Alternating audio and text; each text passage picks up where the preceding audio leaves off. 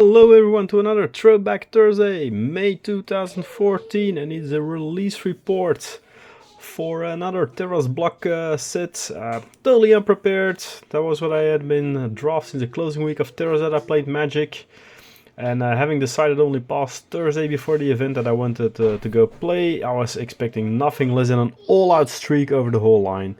So I let my choice of deck building depend on two factors today. The draft, blue-white had been a good choice for most players back then. I did play red-green there, but it was due to the combo of Senegas and the Red God. And three of my 6 rares were in that color, so blue-white I went, focusing on small heroics to do early damage and some bigger flyers to hopefully finish it off. And so this was the rubbish deck I went to war with.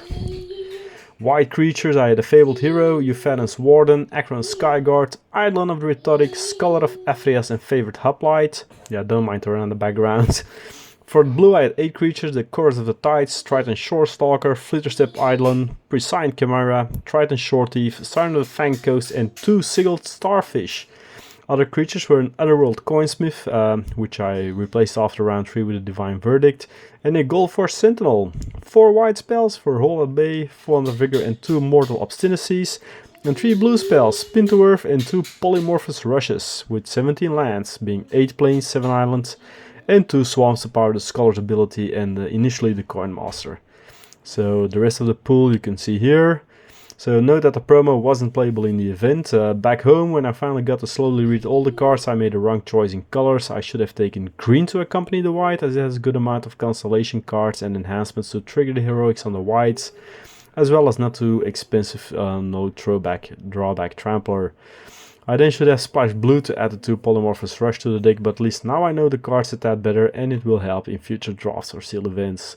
So the plan was I wanted to able open with critters, either heroic or unblockable, boosted by chi +1/+1 enchantments for early damage, stabilize a bit before flying over the lines to go in for the kill. The first part it worked nicely in most rounds. I think I gave the Hoplite Mortal combo out almost every time. The Eidolon showed up a lot as well and cut short flashy effects. In the meantime, before the flyers came out to play, I would be hopefully poking them a bit with the 2 unblockables and keep my life up with the Scholar, Font and Hold at Bay. Sounded a rigid plan for a non-experienced in the block player. The release event had only 25 players and a very relaxed atmosphere, so that would be 5 rounds of loss and learn. Anything else would be a bonus, and learn with it. The first match was against regular guy and he played blue-green big beast deck, which hit hard, very hard with his Hydra and all. I managed in the first game to make him sweat, but then I stalled and he ate me for breakfast with his big monstrosities. And then rechewed my course just to be certain for a 0-2 loss. Next I faced Yurun in a black-white deck with Arpheus, one of the cards that could be a stayer in the set. The first round I managed to win due to outracing him, as he did 2 to 4 damage a turn in the early rounds compared to my 3 to 5. In the second game I smoothly went over him as I could copy my Fabled Hero a few times, raking in 2 rounds in a wound for 10 damage. So that's a 2-0 win and that was a surprise. Next on the list, Bob and another blue-green monster ball. Just like with Guy, I didn't stand any chance, and after this round I switched the Coin Master for the Verdict to hopefully counter Big Beast somewhere down the line, and it was a 0-2 loss. Fourth round, highly enjoyable one to boot, was against Emil and a black-red deck turning around a big 3 demon drop. He got it out soon, but I managed to bite off its tail by pinning it to the earth. Then I copied it onto all my creatures and won the first round. Unfortunately, round 2 was more one-sided for him, so it all came down to the third round, where a well-placed 2 my face burn ended the battle in his favor. That's normally my tactic, actually. So a 1-2 loss. And final was Johan, the local Pro 2 qualifier.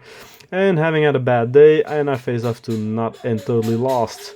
He had a green-red, yep, monster ball, and the first round I was fastly trampled. Round 2, for some reason I managed to take the win, and finally my Flying Circus made an appearance. But in round 3 it went all normal versus the big beast again and a 1-2 loss. So not the expected 5-streak loss, but nevertheless I did manage to win only a single game, though either 4 especially or 5 with luck could have swung the other way. The hard facts remain that by the end of the day I went home with a 21st place out of 25, ooh la la, a marginal 20% win rate and a 5 measly Planeswalkers points, 3 for the win and 2 for showing up. And a Rekindle Fire.